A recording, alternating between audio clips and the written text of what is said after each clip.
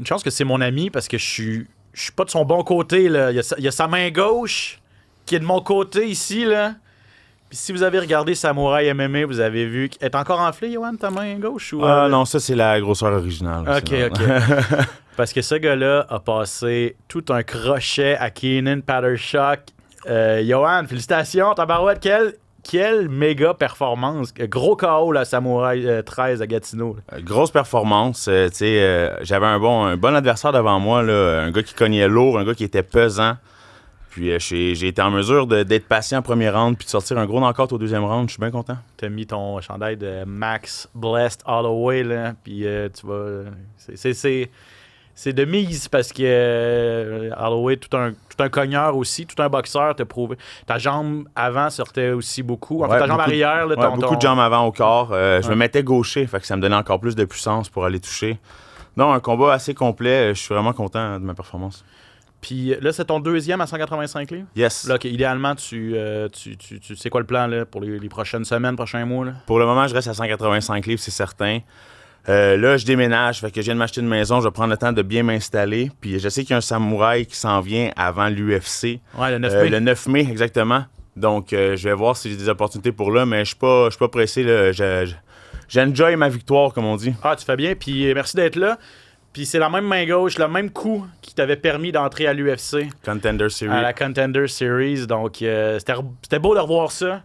Puis peut-être que ça va te ramener à l'UFC. Je sais que c'est l'objectif. On va reparler de Samouraï MMA au courant de l'émission. On va revenir bien sûr sur l'UFC 313. On met la table pour le gala de cette fin de semaine. Tout ça et bien plus au SOS Podcast. Bienvenue.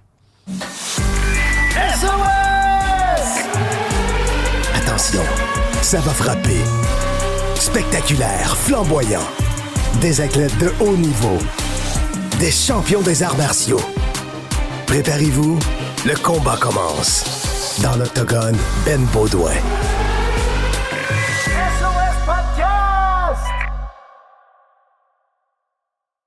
Chapitre 13, Samouraï, chapitre 13, oui, cette fin de semaine à Gatineau. Gros succès. Souligné, avant d'en reparler plus en détail tantôt, les victoires de Julien Leblanc et d'Alain Majoric qui ont remporté les ceintures. Leblanc à 185 livres. J'ai hâte de voir s'il pourrait être dans ta ligne de mire, Yoann. Et Alain Majoric à 135 qui a battu Maxime Soucy. On revient là-dessus un petit peu plus tard dans l'émission. Tout d'abord, UFC 313. Gros week-end pour toi, là, puis gros week-end pour les amateurs d'arts martiaux mixtes. Nouveau champion, Yoann à 205 livres. Alex Pereira détrôné par Magomed Ankalaev. Pas le combat le plus excitant, on va se le dire. Mais l'important, c'est la victoire. Puis le plan de match a été bon pour Ankalaev et il l'a appliqué à la lettre, c'est-à-dire mettre énormément de pression, empêcher vraiment Pereira de prendre ses aises. Et puis on a vu que Pereira respectait aussi la force de frappe et probablement la lutte aussi dans le Ankalaev, fait qu'il voulait pas trop se commettre. Là. On a vu un Pereira là, qui était à reculons constamment. T'sais, on le sait que les kicks dans les jambes, comme il le fait, ça peut faire du dommage, mais quand tu es constamment à reculons, il n'y a pas beaucoup de puissance dans tes kicks. T'sais. Fait que oui, on a senti que Pereira était sur les freins. C'était pas le Pereira qu'on connaît, qu'on est habitué de voir. Est-ce que il y a eu beaucoup d'animosité dans la pesée? Il y a eu des émotions? Est-ce que Pereira était déconcentré de son plan de match? Je sais pas, mais clairement, il n'a pas sorti ce soir-là. Parce qu'effectivement, les coups de pied dans les jambes, c'est une de ses armes. Les coups de pied en général, c'est une de ses armes. Mais les coups de pied dans les jambes, souvent, c'est pour préparer autre chose ou ralentir son adversaire, faire du dommage, surtout dans les combats de 5 rounds. Puis quand tu arrives dans les rounds 4 et 5, ben là, l'adversaire, ses mouvements sont moins fluides. Il est plus hésitant, lui aussi, de son côté-là. Ces coups de pied-là n'ont pas vraiment fait de dommage. N'ont jamais empêché Ankalaev d'avancer. Du côté de Pereira, là, je regardais dans mes notes, 11 coups à la tête seulement. Okay? Sur 76 coups significatifs. Là, okay? Il y en a eu 11 au niveau de la tête. C'est pas beaucoup. Hein? Et 48 des 76 dans les jambes. Tu sais, tu peux... Oui, il a touché au niveau des jambes, mais tu peux pas gagner un championnat avec seulement 11 coups à la tête. Non, c'est sûr.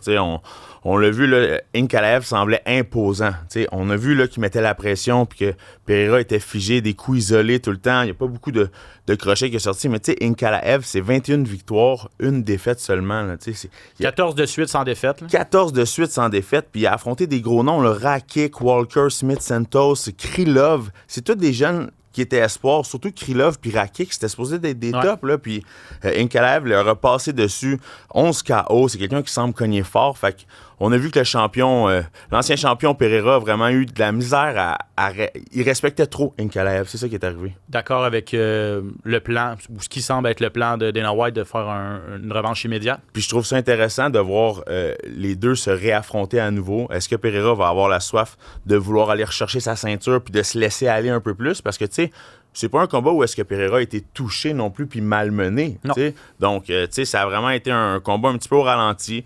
Fait que moi, je trouve ça intéressant de pouvoir faire un combat revanche puis peut-être une trilogie éventuellement.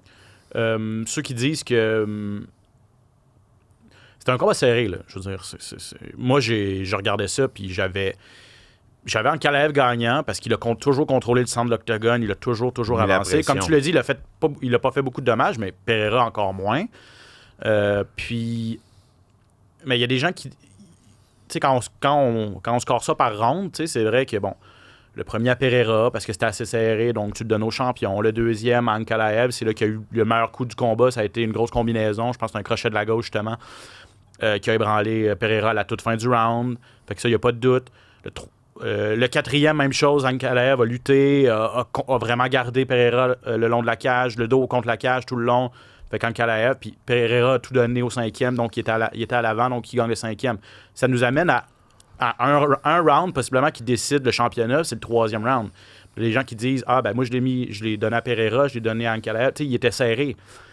Je sais pas, toi, ceux qui crient au vol, là, puis qui disent que pour battre un champion, il faut vraiment que tu le domines. Est-ce que tu es d'accord avec ça? Je suis d'accord que pour battre un champion, ça prend une domination, mais là, on n'a pas vu un champion gagner non plus. Là. Alex Pereira, dans son non-verbal, ne semblait pas être satisfait lui non plus, puis ne semblait pas gagnant dans ce combat-là. Donc, je crie pas au vol.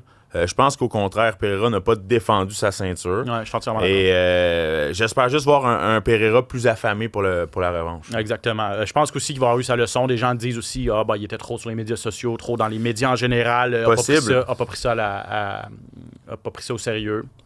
Donc là, il aura peut-être eu sa leçon et s'il y a une revanche, il la prendra plus au sérieux. Qu'est-ce que tu penses du fait que plusieurs personnes trouvent que c'est un problème pour l'UFC d'avoir un Ankalaev champion? Le gars parle pas anglais. Le gars est pas très, très charismatique. Tu sais, Pereira parlait pas anglais beaucoup non plus, mais c'est un personnage aussi en même temps, puis on l'utilisait bien. Puis même s'il parle pas anglais, il y a un fanbase anglophone aux États-Unis quand même, juste parce que c'est un gros cogneur, puis il y a une personnalité quand même particulière, tout ça. Là. Bref, plusieurs disent c'est la plus grande vedette de l'UFC, Alex Pereira, donc il n'y en a pas des centaines, des dizaines de vedettes à l'UFC. Là. Le fait que la plus grosse vedette soit plus champion, ça peut causer un problème. Mais voyons voir avec la revanche qu'est-ce qui va se passer. Mais c'est sûr que si Ankalaev gagne contre Pereira et défend bien sa ceinture, réussit à faire des grosses performances en défendant sa ceinture, ça peut devenir un champion intéressant. Même s'il ne s'exprime pas super bien en anglais, peut-être qu'il va se développer. Moi, je trouve que lui et son équipe sont quand même intéressants à regarder. Là. Je sais pas si tu as vu une vidéo entre le troisième ou entre le quatrième round. Son coach, il lui dit qu'est-ce que t'attends pour juste comme le mettre. Ils ont l'air d'avoir une mentalité comme très comme tu vas gagner, tu sais. Il n'y avait aucun doute cette soirée-là qu'Ankalaev pouvait battre Pereira, puis je trouve ça intéressant, tu sais. Donc j'ai hâte de voir parce que ça semble être un combattant dominant. Est-ce qu'il va être capable d'être spectaculaire? T'sais, peut-être pas comme Pereira, mais j'ai hâte de voir les performances qu'il va nous donner par la suite. Mais c'est sûr que ça fait mal pour Pereira puis l'UFC de perdre ce champion-là. Nouveau champion, pas le combat de la soirée. Le combat de la soirée, puis ça a été bien sûr, je vous le donne en mille, Justin Gaethje contre Rafael Fiziev. Gaethje l'a emporté par décision unanime. On a retrouvé le bon vieux Gaethje. On avait des questions par rapport à comment il allait sortir, comment il allait se comporter. Bon, il a pris le temps, là, puis ça faisait 11 mois, je pense, depuis son gros KO contre Max Holloway, mais c'était un KO là, qui peut mettre fin à des carrières là, de la façon dont ça s'est passé. C'était rassurant de voir comment Gaethje est sorti contre Fiziev. S'est fait toucher. A survécu, en fait. Et on a vu ce qui a fait la différence à mes yeux dans ce combat-là, c'est la puissance de Gaethje. Les deux avaient des bons moments, mais quand Gaethje touchait, on sentait que ça faisait pas mal plus mal que quand Fiziev touchait. Exactement. Fiziev, c'est quelqu'un qui lance un petit peu plus en volume, tandis que Gaethje, quand il lance, c'est vraiment avec vélocité puis autorité. Là, on a vu l'uppercut qui a fait beaucoup de dommages. Ouais. Mais bravo aux deux, parce que Gaethje, 11 mois d'inactivité suite à un gros KO contre Max Holloway. Et on a de l'autre côté Fiziev qui accepte un petit peu le combat à la dernière minute et Ça fait 1 an et demi qu'il avait pas combattu Fiziev. Donc là, on a 2 gars qui reviennent et nous offrent un combat comme ça, de haute qualité au niveau du combat debout. C'est ça. Le problème, c'est qu'avec Justin Gaethje, dès que tu te fais toucher, il y a tellement de puissance. Donc, c'est là que la différence a été la puissance de Justin Gaethje est assez incroyable. Parce qu'à distance, les coups de pied de Fiziev touchaient, c'était efficace, tout ça. Mais Gaethje, à courte distance, c'est ça, hein, c'est les uppercuts, les courts crochets. Lorsqu'on se détache un petit peu, lorsqu'on est dans une boîte téléphonique, puis qu'on se détache un petit peu, puis lui, il lâche un super gros crochet, tu vois que c'est ça c'est ça Justin Gaethje. Souvent, on appelle ça un temps mort, ça, dans les combats. C'est une porte qui se trouve, qui est super intéressante pour envoyer une attaque de manière un peu sournoise. Puis lorsque tu désengages encore à corps, souvent, c'est une fraction de seconde où que les 2 personnes tombent un peu pas dans l'une, mais comme il y a un fragment qui se fait. Il y a une fraction de seconde. Puis là, il faut venir, lorsque tu peux envoyer un coup à ce moment-là, puis Justin Gaethje le fait très bien, ça. Donc, 12 bonus de performance pour Justin Gaethje, c'est incroyable. Là. C'est ça. C'est un combattant spectaculaire. Puis de pouvoir revenir suite à un knockout comme ça, on est content de revoir notre Justin Gaethje, là. Tu lui donnes un combat de championnat à son prochain? Ouais, juste parce qu'avec le retour qu'il a fait, moi, je lui donnerais. Parce que là, il y a un peu d'incertitude. Est-ce qu'on va vouloir faire Topuria contre Makhachev? Puis j'avais parlé à Justin Gaethje la semaine passée. Puis il dit, moi, je pense que je mérite. Puis là, il y a Tsarukyan qui devait affronter Makhachev, qui s'était blessé finalement en janvier, qui dit Gaethje, il faut pas qu'il y ait un compte. Il faut que ça passe par moi. Il faut que ça passe par moi. Donc lui, il n'est pas d'accord. Gaethje, lui, son raisonnement, c'était c'est Makhachev qui va décider. Est-ce qu'il veut affronter Topuria? Est-ce qu'il veut affronter Tsarukyan ou est-ce qu'il veut m'affronter moi? Fait que bref, à suivre. En tout cas, Gaethje, j'aimerais.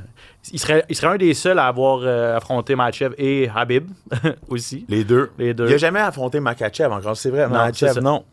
OK, wow, ça pourrait être intéressant. Il y aurait une histoire là aussi. Il n'a pas réussi à battre Habib. Est-ce qu'il pourrait battre Makhachev? Bref. Et puis Fiziev, lui, de son côté, il a réussi à faire le poids à 10 jours d'avis, à faire 155 livres. Puis là, on se rend compte que pour lui, c'est peut-être pas difficile nécessairement de faire 155 livres. Là, si bien que cette semaine, dans ses entrevues, il dit pourquoi pas descendre à 145, je serais capable de le faire. Wow.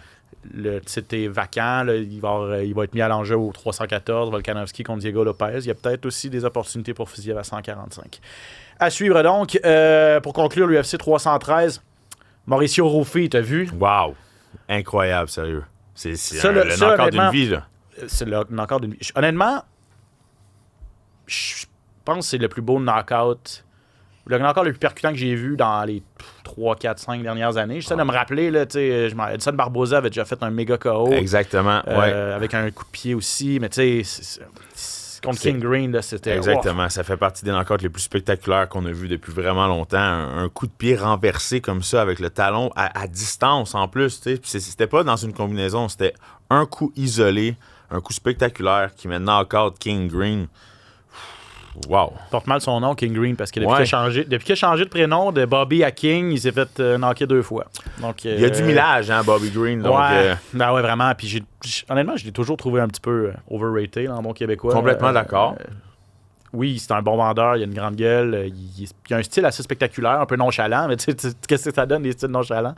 Les mains basses, aïe, aïe, aïe. Ouais. C'est fait pincer. Puis retenez ce nom-là si vous n'avez pas lu ça. L'équipe Fighting Nerds, là, l'équipe brésilienne qui s'appelle les Fighting Nerds, ça c'est ceux là, qui se présentent avec les petites lunettes avec le papier collant dans le milieu. C'est Barao qui avait parti ça. Roland Barao? Ouais. Okay. Je pense que c'est lui qui avait la première fois qu'il était arrivé avec ses lunettes, à Contender Series dans ce coin-là. Ah ouais, là. OK. Ouais. Parce que là, présentement, ils sont en feu. Là. Belle équipe. Il y a Rufy, il y a Carlos Prates qui est sur toute qui est invaincu à l'UFC, qui est un mi-moyen. Il y a Jean Silva à 145, on l'a vu, qui fait des KO spectaculaires à chaque fois. Caio Borralho, qui est peut-être le leader présentement de cette équipe-là, qui est qui est 6e, je pense, à 185 livres. Je pense que ces 4 gars-là, là, Rufy, Prates, Silva et Borralho, sont invaincus à l'UFC. Ils sont 18-0, quelque chose comme Exactement. ça. Exactement. Grosse équipe. C'est des combattants qui terminent leur combat, qui sont assez spectaculaires aussi. Donc, à ne pas dormir sur cette équipe-là. Là. Les Fighting Nerds. Ignacio Bahamondes a envoyé Jalen Turner à la retraite. Bon, les retraites en arts martiaux mixtes, ça vaut ce que ça vaut, mais grosse soumission. Lui aussi, il est spectaculaire, Bahamondes. Bahamondes, je me souviens, lorsque j'ai gagné Contender Series, je suis revenu à la maison, puis 2 semaines ou 3 par la suite, je regardais les prochains Contender Series, puis je l'ai vu se battre. C'est comme ça qu'il a fait sa place, lui aussi, avec un chaos spectaculaire, un push kick au niveau du menton. Donc là, de le voir être capable de faire une soumission comme ça, depuis ses débuts, il a un style assez spectaculaire. Je le trouve très bon. Donc, je trouve ça vraiment intéressant pour lui, là, cette soumission-là. Puis Jalen Turner, c'est un super grand combattant. Il a un style pas évident de réussir à lui passer un étranglement triangulaire comme ça. Chapeau. Et c'est ça, Turner a dit qu'après ça, c'était la fin pour lui. Donc, à suivre. Allons-y, mon cher Yoann, avec ce qui s'en vient cette fin de semaine. On retourne à l'Apex. Pas mal moins de combats d'envergure. Là, c'est sûr qu'on vient d'un pay-per-view là, où il y avait des combats de championnat et tout ça, mais en fin de semaine, en finale, c'est Marvin Vettori contre Roman Dolidze. Ça, c'est une revanche. Vettori qui revient après presque 2 ans d'absence. Il s'est pas battu depuis juin 2023. Revient d'une grave blessure à l'épaule. C'est blessé. Puis toi, tu vas peut-être comprendre ce qu'il veut dire parce qu'il dit... Tu sais, c'est fou parce que il est à l'entraînement. Tout ça se préparait pour un combat contre Brendan Allen. Il dit, c'est des mouvements qu'on fait jour après jour, à répétition. Tu sais, à l'entraînement, tu y vas pour un takedown, tout ça. Puis là, il dit, mon épaule a juste lâché. Dans un mouvement que je fais toujours. Malchance. Puis là, t'es un an sur la touche. Tu sais, c'est un... À quel point ça peut être crève-cœur, là, tu sais. Ah ouais, c'est sûr. C'est à ce moment-là que tu travailles ta résilience, puis... tu sais, à quel point tu veux être capable de pouvoir revenir fort d'un événement comme ça. Parce qu'honnêtement, les blessures, c'est ce que tous les athlètes craignent dans le sport. Fait exact. 1 an sur la touche, ça va lui faire du bien de revenir. Oui, exact. Il a très, très hâte de revenir. D'ailleurs, il y a eu beaucoup de changements dans sa division. C'est ça. Depuis juin 2023, là, tu sais, Vettori, c'est quand même un ancien aspirant au titre. Exactement. Il s'est battu contre Adesanya pour la ceinture en 2021. A perdu, ça fait longtemps qu'il est dans le top 5, là, il est rendu numéro 8, parce que depuis qu'il est sur la touche, ça a beaucoup bougé les moyens. Là. Exactement. Il y a eu 2 champions depuis. Adesanya a perdu sa ceinture contre Sean Strickland. Duplessis a battu Strickland. Donc 2 champions depuis la dernière fois qu'on a vu Marvin Vettori. Tous ces nouveaux venus là, qui ont une ascension fulgurante, les Imavov, les Borralho dont je parlais. Donc lui, ça va être vraiment important là, d'avoir une grosse performance cette fin de semaine pour prouver là, qu'il peut être encore parmi l'élite à 185. On peut écouter Marvin Vettori. So yeah, everything changed the division, and it's pretty much all changed. And a lot of stuff I actually kind of predicted. I knew that it was gonna go that way. It's been good, man. Like I'm gonna take it step by step, but this fight it's all about me and and show the world that I'm back, and then we'll take it from there. C'est ça, quand tu avais 2 ans que tu es absent, puis que tu reviens, puis c'est pas un combat facile pour lui, là, je veux dire, s'il devait perdre, sortirait du top 10 pour la première fois depuis à peu près 5 ans, là, donc c'est crucial pour lui contre Dolidze. Classé 8e, Vettori, puis les seules défaites qu'il y a eu à l'UFC, c'est contre Whittaker, Cannonier et Adesanya. C'est 3 très grosses commandes, là. C'est un combattant qui est super durable. Il s'est jamais fait terminer pratiquement avant la limite. C'est un combattant qui va jusqu'au bout, qui termine ses combats, qui manque pas d'énergie. C'est un gars qui cogne assez solide. Fait que j'ai hâte de voir comme il semble être vraiment dans une bonne état d'esprit, vouloir revenir avec une grosse performance. Donc je lui souhaite la victoire. Lui, il s'en fout, Vettori, c'est qui y a devant lui, parce qu'il se concentre bien sûr sur un retour victorieux. Du côté de Dolidze, les deux se sont affrontés il y a 2 ans, mars 2023. Combat serré. Ça a été une décision unanime, mais serrée pour Vettori. Dolidze, lui, trouve que la mauvaise décision a été rendue. Donc, pour lui, c'est super motivant d'avoir la chance d'affronter Vettori encore une fois. I think I won that fight, and that's why it's a very important fight for me. Just, I hope Marvin will be in his great shape, because I don't want to win just to win. I just want to win best guys. And I think this fight will give answers to everybody who have questions for this fight. And I think a lot of people think that I won that fight. Il va devoir, il le disait aussi, Yoann, oui, il veut venger cette défaite-là, mais il va devoir gérer ses émotions aussi. Il ne faut pas que ça devienne trop personnel, là, si on veut. Ça c'est un danger aussi. Tout est un combattant émotif aussi, mais faut que les émotions soient du bon côté pour bien performer. Il faut qu'il se batte avec sa tête, pas avec son cœur, ça c'est sûr et certain. Il faut qu'il laisse les émotions de côté. Il revient d'un gros 5-30 avec Imanov. Là. Donc ça, c'est beaucoup d'expérience. Ça doit lui donner de la confiance de savoir aussi qu'il a fait 5 rounds avec Imanov, qui lui vient de gagner comme Adesanya, qui est contender au titre. Qui est numéro 1 maintenant. Là. Exactement. Donc, tu sais, ça donne beaucoup de confiance. C'est sûr que pour moi, c'est une motivation de plus là, d'aller venger cette défaite-là.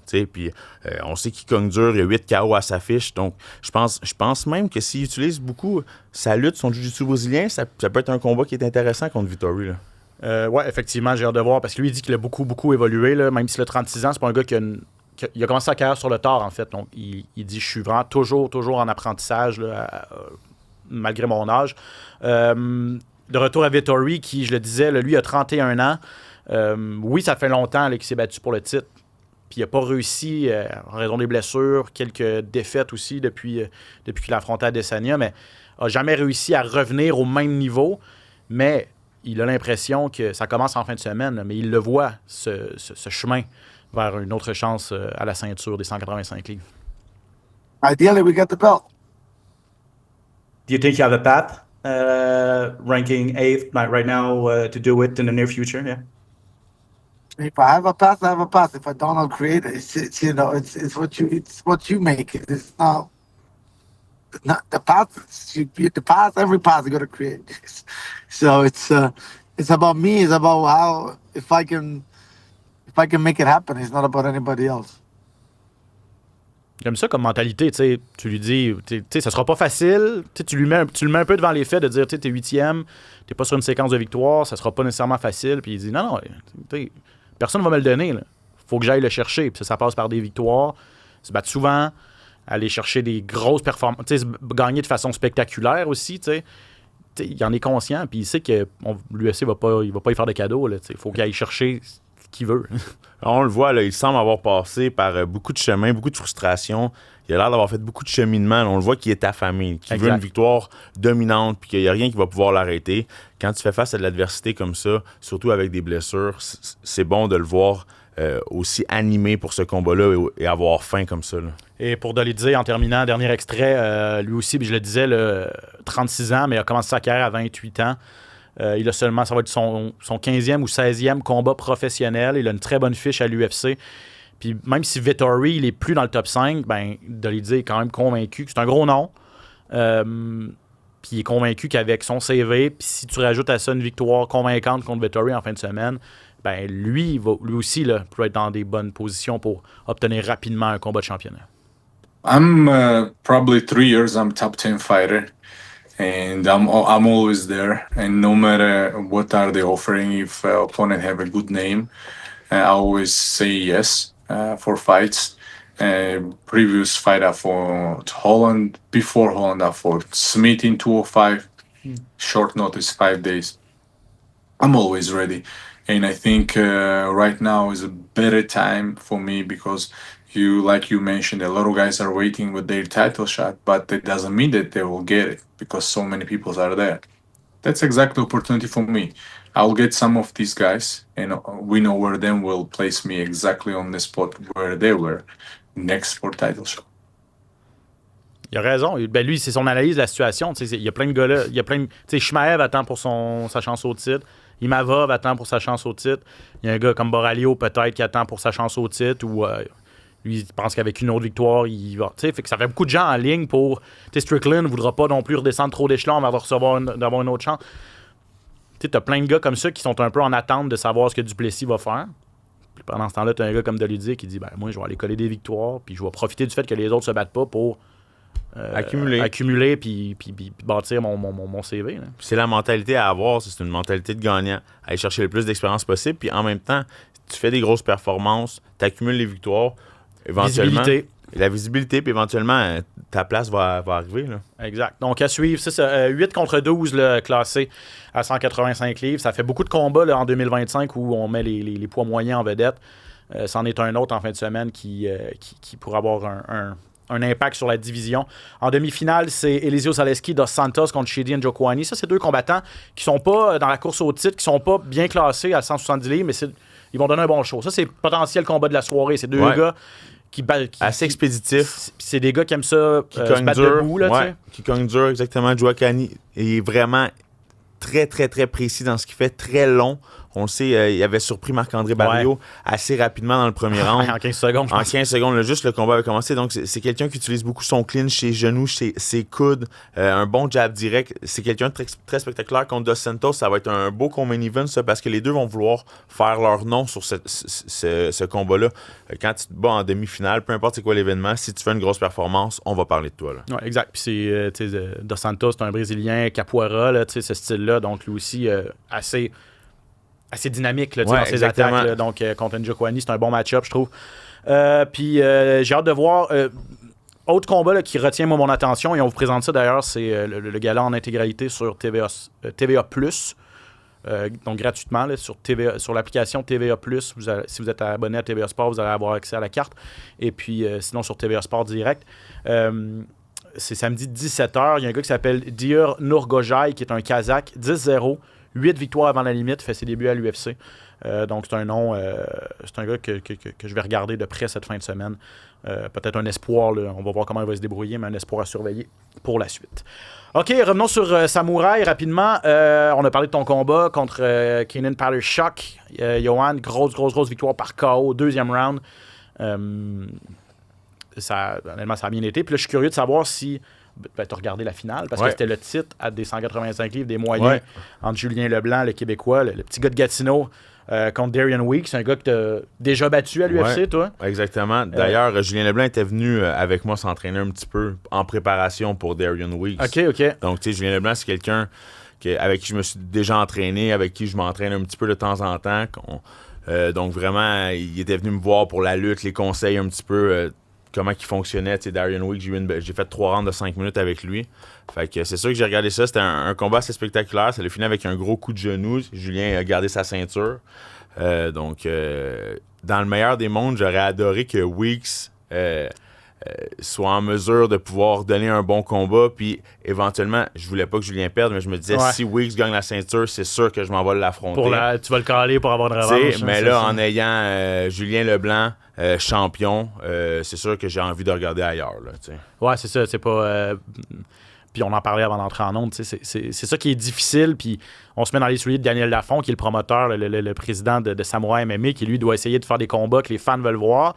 Puis lui, dans sa tête, c'est sûr que mettre 2 Québécois avec 2 gars qui peuvent aussi faire de la promotion en français pour le public québécois de leur combat, c'est intéressant. Mais malheureusement, dans beaucoup de circonstances, les gars... C'est un petit monde, hein? Oui, c'est un petit monde, puis on n'est pas beaucoup... Vous êtes tous des amis, on n'est pas beaucoup à pouvoir percer, puis pouvoir s'entraîner comme ça, puis trouver des partenaires d'entraînement qui vont te pousser, qui sont intelligents, puis avec qui tu peux leur faire confiance, puis c'est pas toujours évident, tu sais. Fait que c'est sûr que rapidement, tu crées des liens, puis, tu sais, les Québécois, les amis, veulent pas s'affronter entre eux. L'objectif, c'est de s'élever ensemble, puis de pas de s'entremanger le plus possible. Tu sais, on se dit qu'il y a tellement de combattants partout dans le monde, tu sais, fait que c'est la mentalité qu'on a, mais c'est sûr que c'est pas évident pour les promoteurs de travailler comme ça. Non, exact. Puis là, au moins, Daniel est capable d'aller chercher, comme Darren Weeks, c'est un Américain. Toi, il est allé chercher un Américain aussi, Palushok. Donc, il y a des gars dont le bassin est là, tu sais, il y en a d'autres combattants. Il est capable, là, maintenant. Samouraï aussi commence, une grosse organisation. Ça fait 13 galas, ça va juste en grossissant. Donc, les combattants américains, tout ça, quand tu leur envoies une proposition à leur agent, puis ils voient ça, Samouraï, c'est pas comme au début où... Non, c'est une belle organisation. J'irai pas là. Maintenant, ils savent c'est quoi, c'est sur Fight Pass, ils peuvent voir les combattants qui sont à Samouraï. Donc, de ce côté-là, c'est aussi intéressant. Bref, c'est ça. Grosse victoire. 3e round, c'est ça. Arrêt du médecin à cause de cette grosse coupure causée par le coup de genou de Julien Leblanc. Alain Majoric en demi-finale, lui aussi originaire de Gatineau, devant son public, qui est allé battre Maxime Soucy dans le championnat des poids coqs. 5e victoire de suite là, à Samouraï pour Majoric, qui est quoi? Il est 6-0 maintenant? 6-0, exactement. Majoric est... 5-0. Non, 5-0. 5-0. 5-0, bonne force de frappe, une bonne lutte aussi, beaucoup de pression. C'est pas un combattant qui recule. Réussit à imposer sa lutte contre Maxime Soucy, faire des beaux amenés au sol avec la boxe. C'était un gros combat. C'était un combat très serré. Maxime Soucy a bien travaillé aussi, là. Il y a eu des belles échanges au niveau du combat debout, mais les amenés au sol ont fait la différence, là. Fait qu'on a vu un Majoric très bon sous la pression parce que c'était 5 rounds de 5 minutes, puis c'était très bruyant dans cet amphithéâtre-là. Ouais. Il y avait beaucoup de monde, l'ambiance était incroyable. Donc, de garder sa concentration puis d'aller chercher sa ceinture à la maison, ça a dû être un sentiment incroyable. Dommage pour Soucy. Ça lui fait deux défaites de suite. Là. Il avait perdu aussi à son dernier combat. Mais Majoric l'a pas volé. Félicitations. À noter les victoires de Morgan. Alex Morgan est encore allé chercher une victoire par décision. Jordan Meehan qui a passé une soumission à Danny Mallette. Danny, c'est un gros cogneur, c'est un bagarreur. Je sais pas, même, tu pas un gars qui a presque 50 combats pro ou 40 combats pro. Il l'a pris dernière minute un petit peu aussi avec un 2-3 semaines, pas plus de camp d'entraînement. Donc, je pense qu'il allait beaucoup pour l'expérience. Après le premier round, il a peut-être vu que ça allait vite un petit peu puis que c'était un bon client qui avait en avant de lui. Fait que la soumission est passée assez vite au deuxième round. Mais écoute, on peut pas lui enlever qu'il est allé. Non. Mais peut-être qu'il n'est pas allé au top de sa forme. Faber qui était là, Faber Glass la semaine passée, qui connaît super bien tous les combattants en fait au Québec, au Canada. Puis si je me souviens bien, il me disait que Danny, c'est comme s'il y avait plus d'outils dans son sac qu'il montrait dans ses combats. Dans ses combats, c'est un peu comme si c'est un showman. Ouais. Puis il aime ça être dans les guerres, puis il aime ça donner le spectacle. Puis c'est correct, mais s'il pouvait se battre, je sais pas, j'ai pas envie de dire plus intelligemment, là, mais plus stratégiquement peut-être, ou justement, pas toujours se fier sur sa main droite. Ma main droite, le fait que j'ai de la volonté à n'en plus finir, tout ça. En tout cas, bref, je sais pas ce que t'en penses, là, mais contre un gars, je veux dire... Il y avait un gros client avant lui. Exact, il y avait vraiment un gros client. Mean, là, ça l'a affronté les meilleurs dans le monde, là, pour vrai. Si tu regardes toutes... le pedigree de Mean, que ce soit victoire contre défaite, là, il a affronté des Woodley, des Rory McDonald, Alves, il les a tous affrontés. Donc vraiment là, très respectable. Là. Et Mehdi Zaidvan, 6-0, une 6e victoire pour lui, victoire par décision unanime contre John Nguyen. Puis Faber nous parlait de ce combat-là. Nguyen, c'est pas un client facile. C'est un gars qui avait un très bon combat debout. Là. Beaucoup d'expérience dans la cage, qui a affronté les meilleurs aussi. Très bonne lutte aussi. Il défendait bien les amener au sol. Ça n'a pas été un combat facile pour Mehdi. Là. Non, exact. Mais il a trouvé une façon. Puis on voit qu'il améliore beaucoup son combat debout. Exactement. On le sait. On connaît c'est un lutteur gréco-romain de calibre olympique. Mehdi Zaidvan qui est allé aussi, calibre olympique en lutte, qui est allé en Thaïlande pour modifier, pour peaufiner son combat debout, travailler un petit peu ses kicks, le Muay Thai et tout. Il est allé un mois et demi, travaille énormément sur sa boxe. Puis c'est une force de la nature. C'est vraiment un athlète exceptionnel. Là. Exactement. Donc voilà pour Samouraï MMA. Autre gros gala. Félicitations à toute l'organisation, à Daniel Lafont, entre autres, et tout le monde qui a travaillé sur le gala. Puis tout porte à croire, là, ça n'a pas été officialisé. En tout cas, je pense pas, mais le 9 mai, la veille de l'UFC 315 à Montréal, on veut vraiment faire le chapitre 14 de Samouraï. Je pense que ça a été officialisé. Oui, effectivement, ça a été officialisé. Chapitre 14 de Samouraï. Et il y a des rumeurs qui disent que Dana White sera dans la salle et peut-être un looking for a fight. Il fait ça des fois pour essayer de trouver des nouveaux espoirs pour l'UFC. Mehdi, c'est un gars que l'UFC pourrait avoir dans sa mire. Exactement. On pense tout de suite à Tommy Morrison, super jeune, grosse fiche. On sait que Tommy Morrison est supposé d'être sur la carte le 9 mai, justement, parce que lui était supposé de se battre à Gatineau. C'est ça. Puis son combat a été annulé à la dernière minute, mais on a dit qu'on allait le déplacer au 9 mai sur la carte. Supposément que ce serait Marc-André Michael Dufort qui serait en finale le 9 mai. Ouais, Michael Dufort, un retour pour Samouraï MMA. On le sait, lui, qui s'est déjà battu. À PFL. À PFL. Donc, ça va être une belle carte. Ça va être une belle carte. Puis c'est ça, tous ces gars-là, potentiellement, s'ils peuvent impressionner Dana White. Puis si t'es sur la carte aussi là-dessus, Johan, il te connaît déjà, mais s'il peut voir... Juste lui rappeler, je suis qui. Ben, tu te rappeler t'es qui, puis rappeler qu'à 185 livres, là, t'es rendu... t'as aussi une force de la nature, là, honnêtement. Dans ton T-shirt, tu fais peur. Let's go.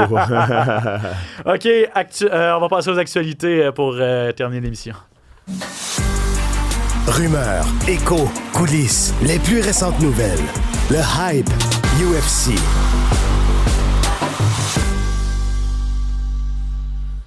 Un petit 5 minutes pour les nouvelles les plus importantes et pourquoi pas faire une mise à jour sur la saga John Jones,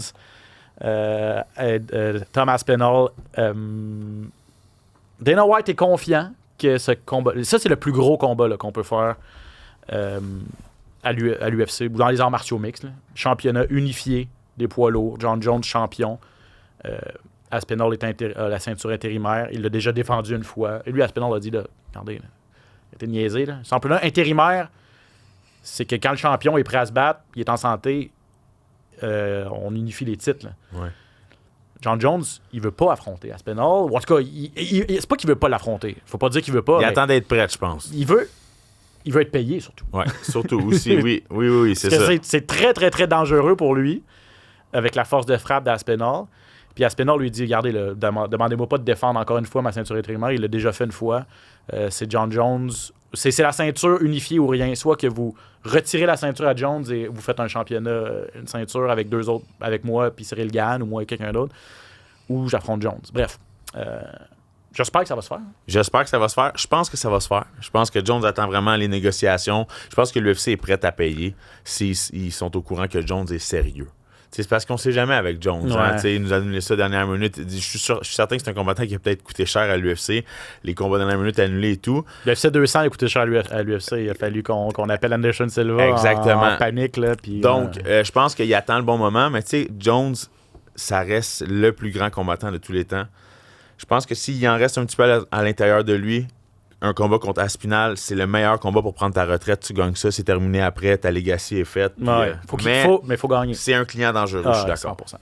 100%. Robbie Lawler sera intronisé au Temple de la Renommée. On a annoncé ça durant l'UFC 313. Quel beau moment. Il était ému. Hein? Ah, quel beau moment. Ouais. Tout un fighter, là, Robbie Lawler, un favori de la foule, favori des amateurs pendant qu'il était un bagarreur, ancien champion, bien sûr. Il est déjà au Temple de la Renommée pour son combat contre Robbie Lawler. Contre Rory McDonald. Rory McDonald, pardon. Lawler contre McDonald 2. Tu te rappelles de ça? C'est incroyable. Le combat était ensanglanté. C'était 2 des plus beaux combattants. Un gaucher contre un droitier. McDonald avec ses kicks, Lawler avec ses overhands, c'était vraiment un beau combat. Là. Lawler a fini ça avec la lèvre complètement ouverte ici. Ouais. McDonald a fini ça avec le visage, le nez cassé. C'est pour ça qu'il a abandonné à la fin du round. Exact. Dans le début du round. Du 5e, je pense. Un coup sur le nez, il s'est écoulé au sol. Là. C'était tout un combat. C'est une guerre épique. Donc ce combat-là, un des meilleurs combats de l'histoire là, de l'UFC, dans le top 3. Si vous allez avoir un combat, là, Robbie Lawler contre McDonald, UFC 189. UFC 189, juillet 2015, Lawler McDonald 2. Et puis le fait qu'il soit là en tant que combattant intronisé, ça non plus, il l'a pas volé. Là, c'est totalement mérité. C'est un combattant très spectaculaire. Puis c'est un passionné. Il est encore dans le gym en train de coacher tout le temps. Au Kill Cliff, il est là. Donc, chapeau à Robbie Lawler. Article que j'ai lu hier, Yohan, qui a vraiment attiré mon attention. La ABC, l'Association of Boxing Commissions, a sorti un communiqué hier afin de définir qu'est-ce qui était un combat de boxe professionnel. Ça, là, ce que ça veut dire, c'est que voici les critères pour organiser un combat de boxe professionnel sanctionné. Si vous ne rencontrez pas ces critères-là, vous ne pouvez pas dire que c'est un combat pro.